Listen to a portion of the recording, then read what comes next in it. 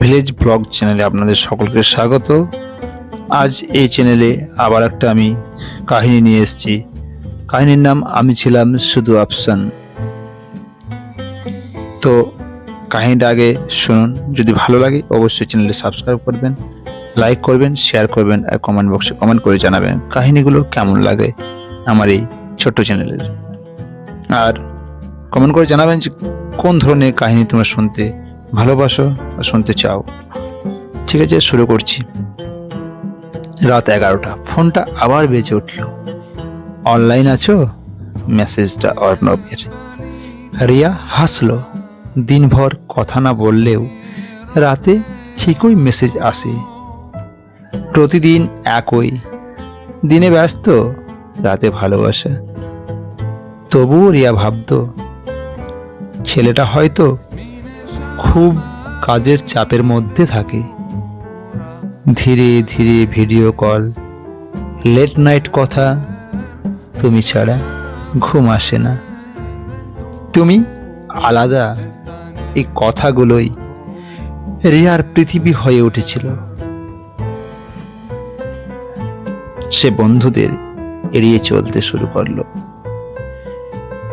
পরিবারের সাথেও কথা কম, সব সময় শুধু অর্ণব।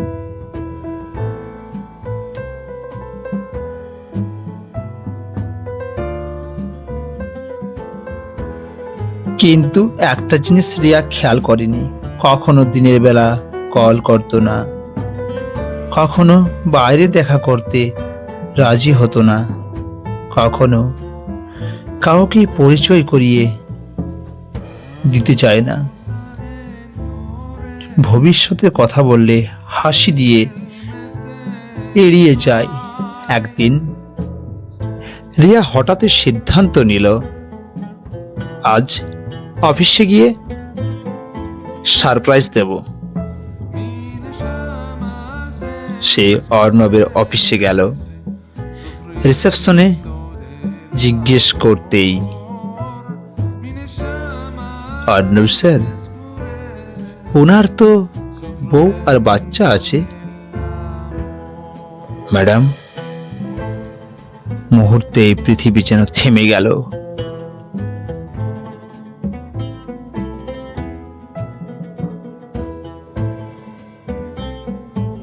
রাতে অর্ণব আবার মেসেজ করেছে, কোথায় ছিলে গো সোনা আমার, খুব মিস করছিলাম। রিয়া কাঁপা হাতে লিখল, তোমার স্ত্রী কেমন আছে? আর কোনো রিপ্লাই নেই। তারপর ব্লক করে দিল। সেই রাতে রিয়া বুঝলো সে ভালোবাসেনি, সে ছিল কারো একাকিত্বের টাইম পাস। কারো জীবনে সে ছিল না প্রায়োরিটি, সে ছিল শুধু অপশন। কয়েক মাস পর রিয়া বদলে গেছে।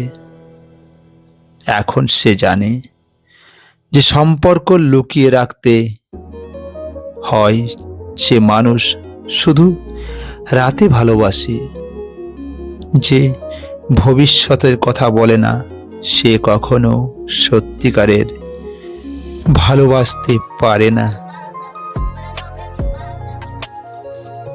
এই ছোট্ট কাহিনীটি যদি ভালো লাগে অবশ্যই চ্যানেলটি সাবস্ক্রাইব করবেন।